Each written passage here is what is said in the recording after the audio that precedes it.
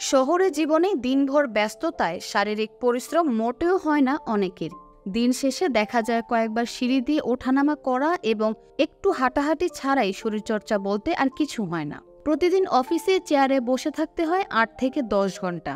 ফলে কোমরের ব্যথাও বাড়ছে, আর ঘাড় কাঁধের নমনীয়তা কমছে, বাড়ছে পেটের মেদও। প্রশিক্ষকরা বলছেন ইচ্ছে থাকলেই উপায় হয়। অফিসে কাজের ফাঁকে চেয়ারে বসে ৩টি ব্যায়াম করার অভ্যাস করা যায়। নিয়মিত করতে পারলে শরীর থাকবে ফিট, পেটের মেদও ঝরবে ধীরে ধীরে।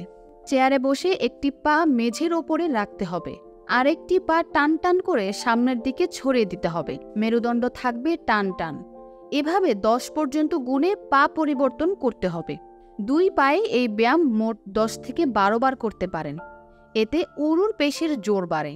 মাটিতে শুয়ে যেভাবে সিট আপ করেন ঠিক সেভাবেই করতে হবে এই ব্যায়াম। শুধু তা করতে হবে চেয়ারে বসে বসে। প্রথমে চেয়ারে সোজা হয়ে বসুন, ২ হাত সামনের দিকে প্রসারিত করুন। এবার মাটি থেকে ২ পা তুলে প্রথমে বুকের কাছে নিয়ে যান, তারপর আবার মাটিতে রাখুন। ধীরে ধীরে গতি বৃদ্ধি করতে পারেন। ২ পায়ের ফাঁকে ১ ফুটের ব্যবধান রেখে দাঁড়ান। হাঁটু ভাঁজ করে অর্ধেকটা বসতে চেষ্টা করুন। প্রতিদিন ২ থেকে ৩ সেট করুন।